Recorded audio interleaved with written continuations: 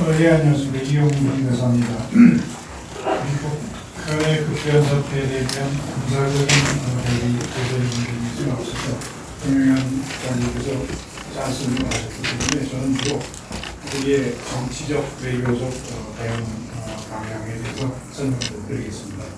사실 북한의 급변 사태라는 것은 과거 한미 양국이 수십 년 전부터 이미 예상을 하고 많은 준비를 해온 상황이고 작게 오공이구나 이런 정부의 비상 대비 계획도 많이 반영이 되어 있는 상태입니다. 또한 과거 이미 저희가 북한의 권력 승계를 두 번 겪었습니다. 1994년 김일성 사망 때 그리고 2011년 김정일 사망 때 두 차례 권력 승계를 겪었는데 우리가 우려했던 별다른 위험 상황도 이전도 없었습니다. 따라서 저는 기본적으로 우리가 여기 대처하는 기본적인 자세가 너무 크게 우려할 것도 없고 또한 반대로 너무 과도한 비관적 기대를 가질 것도 없고 차분하게 냉철하고 현실적인 의의적으로 대처하는 기본 자세가 필요하다는 생각입니다. 북한 급변 사태 시 우리가 어떻게 대응할 것인가 하는 것은 김정은 사망 시에 김정은이 사망할 경우에 북한 내부 정세가 어떤 식으로 전개될 것이냐에 대한 정확하고 면밀한 분석을 토대로 해서 이루어져야 될 것으로 생각을 합니다. 북한 내 권력 승계가 순탄하지 않을 경우에는 급변 사태가 초래될 수도 있을 것입니다. 그렇지만 과거 김정일과 김정은의 권력 승계 시에도 북한 내에 특별한 정세 불안이나 급변 사태는 없었습니다. 그리고 비교적 조용하게 승계가 진행되었던 것이 역사적 사실입니다. 북한 내에서 후계 체제를 놓고 여러 권력자들이 충돌을 하게 된다면 급변 사태로 갈 수도 있겠지만 앞서서 두 분께서 말씀하셨듯이 백두현통이 아닌 사람이 권력 승계를 하는 것은 현실적으로 불가능한 상황으로 보이기 때문에 승계 경쟁이 과열이 돼서 급변 사태로 치닫을 가능성은 대단히 적다고 생각을 합니다. 현재로서는 백두혈통 중에서 지도자가 될 가능성이 있는 것은 이론상 김여정과 김평이 둘 뿐인데 그 둘이 치열하게 권력 다툼을 하지 않는 한은 급변 사태가 될 가능성은 크지 않다고 봅니다. 예를 들어서 과거에 로마 제국 시대 때 기원전 44년에 카이사르가 암살되고 된 이후에 그 카이사르에 대한 국민들의 지지도가 워낙 강했기 때문에 누구도 카이사르의 이름을 빌지 않고서 집권을 할 수가 없었습니다. 그래서 그 이후에 초대 황제가 된 아우구스투스는 카이사르가 유서에서 양자로 지정을 했습니다. 원래 아들은 아주 속한데 양자로 지정해서 카이사르의 이름으로 계속 지배를 했었고 그러한 양자나 아들이 카이사르의 이름으로 집권을 하는 시절이 무려 300년간 계속이었는데 300년 이후에 군인들이 쿠데타를 일으켜서 황제가 되었습니다. 그런데 일단 카이사르의 혈통이 아닌 사람이 황제가 되자 모든 사람들이 전부 나도 황제하겠다고 나서서 실제로 황제의 그 재임 기간이 몇 달 또는 며칠밖에 안 되는 적이 무수히 많았었습니다. 그래서 북한에서도 이러한 위험성을 잘 알기 때문에 이러한 상황은 북한에도 적용 가능하다고 생각하고 백두혈통 아닌 사람이 감히 지도자가 되려고 나설 가능성은 별로 없다고 생각이 듭니다. 따라서 북한의 권력 승계가 아주 위험한 급변 사태로 치닫을 가능성도 그만큼 적다고 생각이 듭니다. 실제로 과거 두 차례 권력 승계가 있었는데 이 경우에도 북한이 국내 문제에 치중을 하느라고 대외적인 보도는 대단히 자제를 했었습니다. 먼저 1994년 7월 김일성이 신병경세로 사망했을 때 한국 정부는 북한의 군사적 도발 가능성을 우려해서 전군 비상경계령을 선포했었습니다. 당시 김영삼 정부였죠. 그런데 여기에 대해서 북한은 대단히 불쾌하게 생각하고 반발을 했었고 그리고 이 때문에 김영삼 정부 내내 남한과의 대화를 수락을 하지 않았던 큰 이유 중에 하나가 되었습니다. 그런데 실제로 김정일이 권력을 승계한 이후에 1999년 6월에 제1차 연평해전이 발생할 때까지 5년간 북한의 핵개발과 대남 도발은 성황 상태에 있었습니다. 따라서 한반도에는 이례적으로 평화적인 시대가 지속됐다고 평가할 수가 있겠습니다. 마찬가지로 2012년 12월 김정일이 신변경제로 사망했을 때 한국 정부는 과거의 경험을 토대로 해서 비상경제력은 선포하지 않고 경계태세 2급을 선포를 했습니다. 다만 북한을 자극하지 않기 위해서 대북권과 워치권은 격상하지 않고 단지 경계태세는 2급을 선포를 했었습니다. 이 경우에도 마찬가지로 김정은이 권력을 상기한 이후에 2016년 제2차 핵실험 때까지 5년간 핵 개발도 답보 상태였고 미사일 개발도 소강 상태였었습니다. 또한 한국에 대한 특별한 남한에 대한 특별한 도발 의미도 없었습니다. 이러한 과거의 두 차례 선례를 이루어서 볼 때 북한 내 권력 승계에 따른 불확실성과 체제 위기는 우리에게 있어서는 안보상의 위험 요소라기보다는 오히려 안정적인 요소가 될 수도 있다고 판단이 됩니다.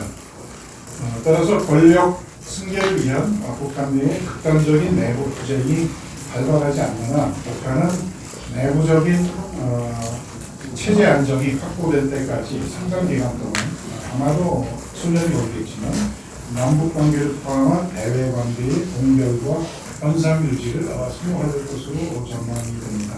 또한 체제 위험에 북한의 체제 위험으로 위착될 수도 있는 대남 도발 등 모험적인 대남 정책도 자제할 것으로 예상됩니다. 따라서 우리로서는 남북 간의 갈등보다는 과거 김일성, 김정일 사망 때처럼 조이 평양이라든가 조문동을 둘러싸고 한국 사회 내의 남남 갈등이 심화될 가능성에 대해서 관심을 기울여야 할 것으로 생각이 듭니다. 북한 내에서 궁극적으로 누가 결정을 권력을 승계하게 되건 간에 그 이후에도 상당 기간 동안 북한의 기존의 대남 정책과 핵무장 정책은 계속 유지될 것으로 생각이 듭니다. 왜냐하면 핵무장이라는 것은 북한의 안보 수단인 동시에 체제 보장의 수단이기 때문에 뭔가 지도자가 되더라도 섣불리 포기하기는 어려울 것으로 보입니다. 따라서 핵무장을 북한이 포기할 수 없다면 국제사회의 대북 제재도 계속 유지될 것이기 때문에 북한의 후계 체제에서 남북 협력 사업이 단시간 내에 재개되거나 이런 남북 관계 급진전 가능성도 대단히 적다고 생각이 듭니다. 그러면 이러한 북한의 방향을 토대로 해서 과연 우리는 그러면 어떻게 대응할 것인가 하는 데 대해서 말씀드리겠습니다. 제가 보기엔 가장 중요한 것은 우리가 김정은이 죽는다고 해서 북한의 체제나 정책이 급격히 변하는 것도 아니고 또 북한이 붕괴하지 않는다는 점에 대해서 깊은 인식과 현실적인 이해가 필요하다고 봅니다. 다시 말해서 북한의 북한의 국변사태에 의해서 우리의 안보가 위태로워질까봐 너무 겁을 먹을 필요도 없고 또 곧 통일이 될 것이 흥분하지도 말아야 한다는 것입니다. 만일 우리가 비현실적인 가정과 과도한 희망사항에 유인하기 때문에 현명한 대책을 실패할 수도 있을 것입니다. 특히 북한의 권력 교체기를 통해서 북핵을 군사적으로 제거한다거나 조기 통일을 무리하게 추진한다거나 이러한 야심적인 희망을 갖는 것은 대단히 비현실적이라고 생각합니다. 우리로서는 가장 중요한 것은 우방국들, 미국, 일본, 미국, 중국, 러시아 등 주변국을 포함해서 우방국들과 긴밀한 정보 교류와 안보 협력 하에 가장 현실적이고 충분한 정치적 외교적 대응이 필요하다고 생각이 듭니다. 우리로서는 북한의 급변사태가 악화될 경우에 대한 악화돼서 우리 안보에 위협이 되는 가능성에도 대처를 해야겠지만 이러한 대처를 하더라도 너무 대외적으로 드러나지 않게 내부적으로 조용히 준비를 해야 될 것으로 생각이 듭니다. 그리고 동시에 앞서 말씀드렸지만 조이 표명이나 조문단 파견 문제에 따라 국내적인 부작용을 최소화하는 데도 노력을 해야 될 것으로 생각합니다. 만일에 권력 승계 과정에서 북한의 국내 정세 불안정 때문에 식량난 등 심각한 인도적인 문제를 발생 시에는 국제사회와 협조하에 인도적인 지원을 제공할 수 있을 것입니다. 다만 우리가 북한의 환심을 사기 위해서 단독으로 대규모 식량 원조를 하는 것은 우선 유엔 제재의 위반인 동시에 북한 상황을 잘 관리하기 위해서는 그리 바람직하지는 않은 것으로 보입니다. 참고로 핵포기 압박을 위한 국제사회의 현행 대북 제재 조치는 계속 유지될 것이기 때문에 권력 승계 기간 중에 북한의 경제나 식량난이 급격히 악화될 가능성은 상존하고 있는 것으로 보입니다. 또한 만에 하나 권력 승계 과정에서 북한 내부에 커다란 혼란이 발생하더라도 한국이나 미국이 그에 개입할 수 있는, 그에 아마 개입한다면 군사적인 개입이 될 가능성이 높겠지만 한국이나 미국이 그에 개입할 수 있는 여지는 지극히 제한적이라고 생각됩니다. 북한은 잘 아시다시피 국제법상으로 주권 독립국이고 유엔 회원국으로서 다른 나라가 북한의 내정에 개입한다는 것은 국제법이 위반이 되는 의미입니다. 이것은 과거 12.6 사태 때 북한이 남한의 국내 정치에 개입할 권한이 없었던 것 같은 위치라고 생각하시면 쉽게 이해가 하실 것입니다. 따라서 북한이 한국이나 주변국에 먼저 군사적인 위해를 가해보지 않는 한 다른 나라가 북한의 내정에 개입을 할 명분은 없고 이것은 한국도 마찬가지입니다. 중국 역시 국제법상의 제약과 또한 중국이 개입할 경우 북한 자신도 미국 등의 강력한 반발이 예상될 개연성 때문에 쉽게 개입을 결정하기는 어렵다고 생각이 됩니다. 한국 사회 일각에서 북한의 혼란이 일어나는 경우에 중국군의 북한 진주나 또는 중국의 석국화 등 이런 우려들이 많이 제기되고 있는데 이것은 대체로 기우가 아닌가 생각이 듭니다. 만일 북한의 권력승계 과정에서 한국이나 미국 또는 중국이 개입을 하고자 한다면 아마도 북한으로서 즉각적인 무력 대응이 수행될 것으로 생각이 듭니다. 만일 12.6 사태 때 북한이 남한의 국내 정치에 개입하기 위해서 군사적인 개입을 추구했다면 어떤 결과가 초래되었을지를 생각하신다면 쉽게 이해가 되실 것으로 봅니다. 따라서 결론적으로 우리로서는 한반도 평화와 남북관계 진전에 도움이 되는 최선의 후계 체제 그리고 최선의 새로운 정책이 들어설 수 있도록 미국, 중국 등 관련국과 외교적, 군사적으로 긴밀히 협조하는 것이 최선의 방책이라고 생각이 듭니다.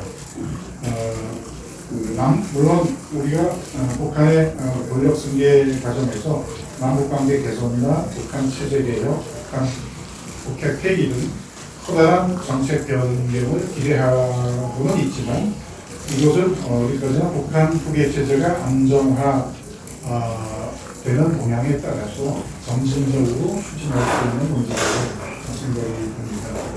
또한 대북한 경제 지원, 제재 완화 등 유화적인 조치는 서독 정부의 대번국 정책처럼 신정권의 비핵화, 개혁, 개방, 인권 신장, 민주화 등의 진전에 따라서 조건부로 실시하는 것이 바람직하다고 생각이 듭니다. 일각에서는 북한의 환심을 사기 위해서 우리가 선도적으로 대규모 대북 경제 지원을 해야 된다는 견해는 있지만 과거의 남북관계 경험상 그런 방식으로는 북한의 정체성이나 정치체제 변경을 실현시키기 어렵다고 생각이 됩니다. 또한 우리의 대북 지원이라는 것은 우리가 북한에 대해서 군사적으로 개입하지 않는 한 대북 경제 지원은 우리가 북한에 대해서 가지고 있는 유일한 내정입니다. 그래서 이것을 북한에 대해서 사용하는 것은 한반도 평화와 그리고 남북관계의 상대에 대해서 아주 신중히 가장 효과적인 방식으로 이용을 해야 될 것으로 생각이 됩니다. 이상으로